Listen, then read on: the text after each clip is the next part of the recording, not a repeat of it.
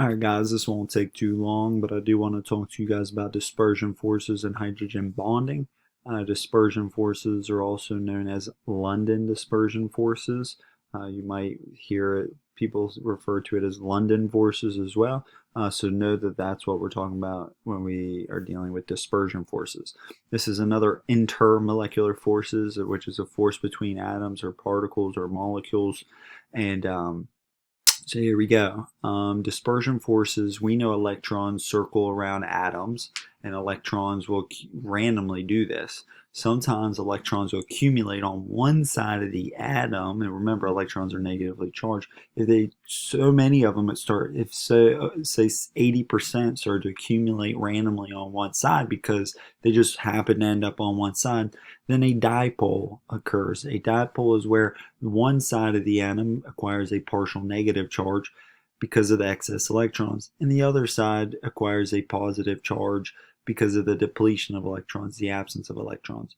That's a dipole. Anytime an atom comes close to another atom, those electrons circulating that one atom will come close to the other atom, and it'll repel electrons in this atom. And when the electrons repel, all the electrons will accumulate on this side of the atom, which forms a partial negative charge. Because electrons are being repelled that way, then all the electrons go to this end. This side becomes partially positive, this side partially negative. That's called an induced dipole, is when an neighboring atom pushes electrons to the other side, inducing or causing a dipole to form.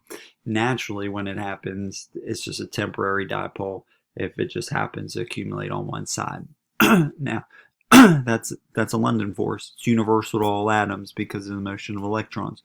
And anytime a partial negative charge occurs, because electrons accumulate, then that negatively side or positively side will start to attract other negative charges of other dipoles out there. And so you have these medium to weak intermolecular forces at play here between molecules, and they hold everything together at all times infinitely.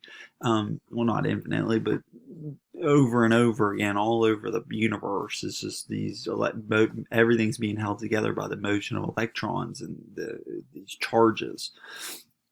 That's dispersion forces. Hydrogen bonding is one of the strongest.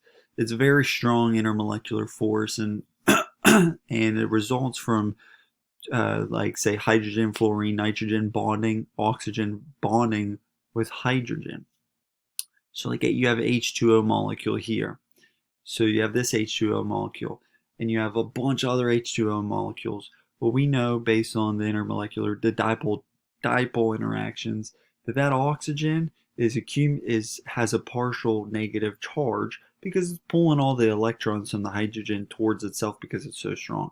Well, that partial negative charge starts to attract hydrogens, which in other H2O molecules, and then they start to bond. So that hydrogen bonds with this oxygen, and this hydrogen bonds with oxygen, and they're all these H2Os are bonding with each other, and they're all being held together by what's known as a hydrogen bond, which occurs when one atom, like an oxygen, has a very high electronegativity and bonds with hydrogen, which has a very low electronegativity. That's all hydrogen bond is, and we know